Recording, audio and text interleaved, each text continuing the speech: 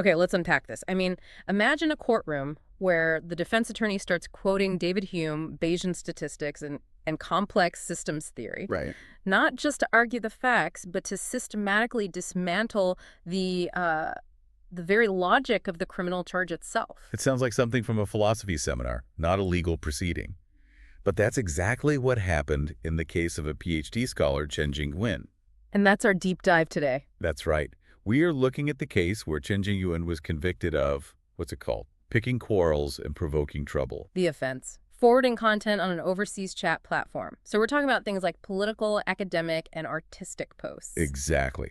Between 2019 and 2022. Now, the prosecution's claim was, well, it was bold. They said his micro actions, just reposting content to a tiny audience, somehow caused serious public disorder. And that's the core conflict we're analyzing. What happens when this rigorous, rational academic logic Backed by centuries of philosophy and science. collides head-on with a much more, let's say, subjective judicial judgment?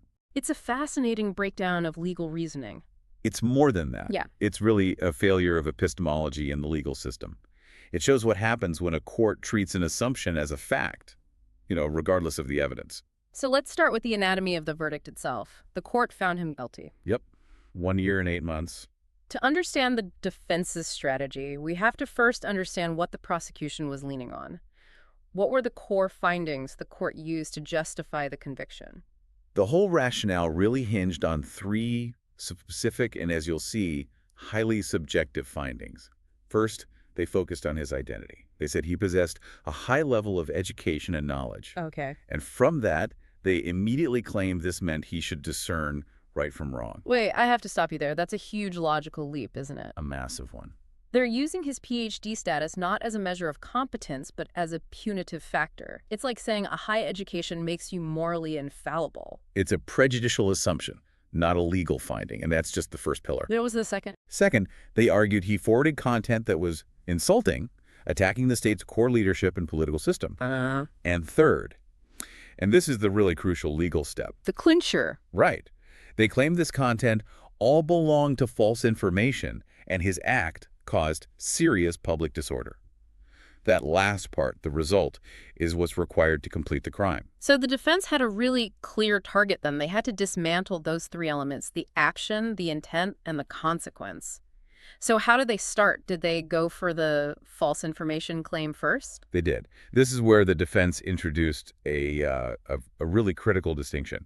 They argued that most of the content he shared wasn't even in the category of verifiable fact. What do you mean? They broke it down. They said it was either artistic expression, subjective emotion, or rational academic opinion. And the difference between a fact and an opinion is enormous in any legal system. You can prove the bridge is 5 miles long is false. But how do you prove an opinion or a piece of satire is false? You can't, legally speaking. And that's what they argued. Classifying, say, a satirical cartoon or an emotional statement about politics as legally false information. It's just a fundamental legal misstep. So if the content is opinion or art, the objective part of the crime just disappears. It vanishes. Yeah. That distinction alone should have created serious doubt. But the court moved on to the second element, right? The subjective intent, the idea that he had knowing intent. Yes, and again, the court used his academic training against him. They argued he must have known it was false because he was so highly educated. Which is just so counterintuitive. It really is. The defense completely flipped that. They argued that a higher academic training means a scholar is, by professional necessity, more sensitive to uncertainty, not less. Because a real scholar adopts a skeptical, exploratory posture. You're constantly questioning, constantly testing. Precisely. To say a PhD knows something is false is counter to the whole academic process, which thrives on doubt. So they strongly denied he had the criminal intent to knowingly spread lies. Okay, and that brings us to the final critical element. The resulting harm. The serious public disorder. What was the hard evidence against that monumental claim? This is where the prosecution's case just disintegrated. The defense provided strong, factual counter-evidence that was basically ignored. Like what? Well, his account had, fewer than 100 followers? 100? That's nothing in the online It world. was a rounding error. Engagement was near zero. And crucially, there was absolutely zero empirical evidence of any widespread societal reaction. No mass gatherings, no sustained disruption, Nothing. So the entire case was resting on a metaphorical link, not a factual one. Exactly. And this brings us to the first major analytical tool the defense used, which is, the cornerstone of philosophy, causal theory. If you can't prove the action caused the harm, the charge fails. It's the ultimate test. And they used two frameworks to show the causal link wasn't just weak, it was non-existent. So let's start with David Hume and his regularity theory. This feels like the simplest philosophical club you can use to break a causal link. It is. The core idea is that we never actually see causation. We only see constant conjunction. A causes B only if there's an observable, reliable pattern where A is always, or at least very regularly, followed by B. And they have to be close in time and space. Right. It's all based on observed empirical regularity. So we apply the test. Does a low engagement repost, that's A, constantly and reliably, lead to severe public disorder, which is B? The answer is an immediate, resounding no. The claim fails because the prosecution couldn't provide any data showing this linkage. It relies purely on speculation, on a kind of psychological habit of linking them in the judicial mind, not on fact. The causal claim gets lost in the noise of millions of similar actions every day that cause nothing. Absolutely. So if Hume is the empirical observer, the next framework is more of a thought experiment. Right, the counterfactual condition theory, the if not, then not test. That's the simplest way to put it. You define causation by comparing the real world to a hypothetical alternative. A is the cause of B if and only if. If A had not happened, B would not have happened. The action has to be a necessary condition for the outcome. Exactly. So let's run that thought experiment for you, the listener. If Chen Jingyuan had not reposted those items in this counterfactual world, would the serious public disorder have been avoided? And this is where the absurdity is just perfectly exposed. The disorder was never a reality to begin with. So it's a null set. Right. Whether his action occurred or not, the state of public order would have been exactly the same, undisturbed. His reposting was neither a sufficient nor a necessary condition for that claimed and non-existent outcome. The entire chain just snaps under that kind of scrutiny. It does. And this is where Chen's specific background really came into play. He reinforced this using complex systems theory.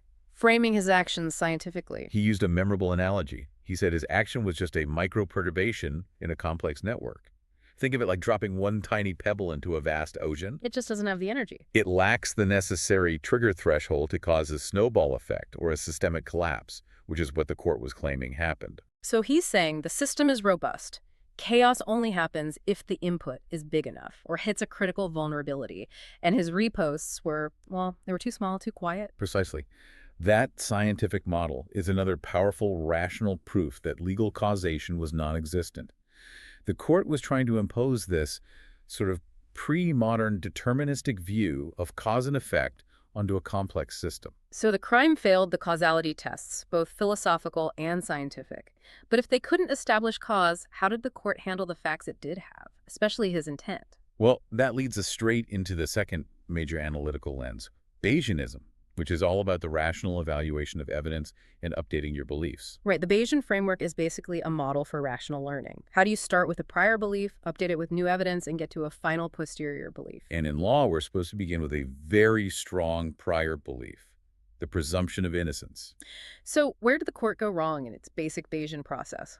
They committed what the defense called the high education fallacy. Instead of starting with innocence, the court used Chen's PhD as a shortcut. They treated his identity as evidence of guilt. Essentially, yes. They reasoned that because he's highly educated, the probability of him being guilty must be higher than average to begin with. They started with a prejudice instead of a principle. They weaponized his intellectual identity. Exactly. Bayesian analysis rejects using identity features to estimate cognitive certainty. The court improperly inflated the initial probability of guilt just because of his status, instead of waiting for his actual behavior to update that probability. Okay, so let's look at that behavior, the actual evidence, the reposting of low-volume content. In Bayesian terms, this comes down to the likelihood ratio, right? How diagnostic is the evidence? Yeah, you have the evidence, E, the reposting. You have the guilt hypothesis, H, that he intended chaos. The crucial question is this evidence significantly more likely if the guilt hypothesis is true compared to the innocence hypothesis? And given the tiny audience and no organization, what was the verdict on that? The evidence was low diagnostic evidence. It's like, think of a doctor trying to diagnose a rare disease. If the symptom they're looking for is, say, a mild cough, is just as common in healthy people as it is in sick people. The cough tells you almost nothing. It barely changes your belief. In this case, the probability of a scholar reposting challenging information if they're just researching the innocence hypothesis is extremely high. Of course, that's their job. The probability of them reposting that same content if they're intending chaos isn't significantly higher, especially with that low audience.